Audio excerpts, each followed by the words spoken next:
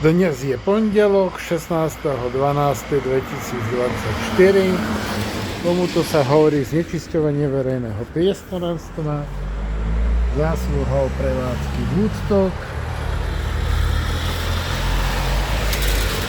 Samé ohorky a spaky na chodníku pred jej nehnuteľnosťou, aj to je mojou nehnuteľnosťou, na ktorej sa ich zákazníci vyriadili podľa svedkov.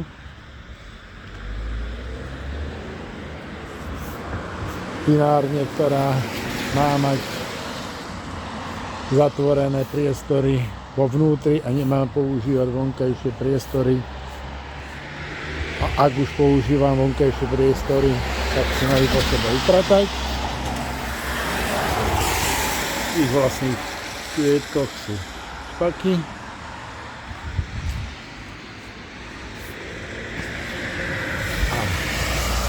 Hovadiny kúkam.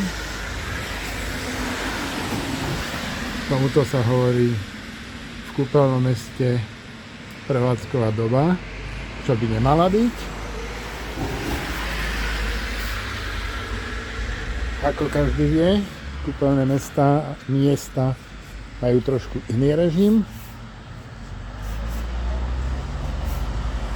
Zase majú odpadovú nádobu na spoločnom dvore bez toho, aby tu bolo zriadené špeciálne miesto na skladovanie odpadových nádob, čo každý pozná, ale za to je tu milión špakov.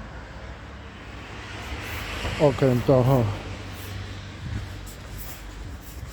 zaužívanie pravého prechodu je tu a cyklokrík, farčiarska zóna,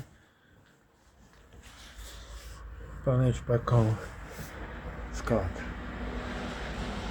dreva a sklad popolu rovno pri dreve. Ale keď to tu raz vyhorí, potom sa všetci budú pýtať, ako to bolo možné, že to nikto neupozornil. Tak mesto Bojnice sa vyhovára, veď doteraz nás nikto neupozornil na nič, tak to je v poriadku. Tak pôjde všade správne upozornenie. Oficiálna sťažnosť na Woodstock Bojnice a potom uvidíme, čo budú robiť.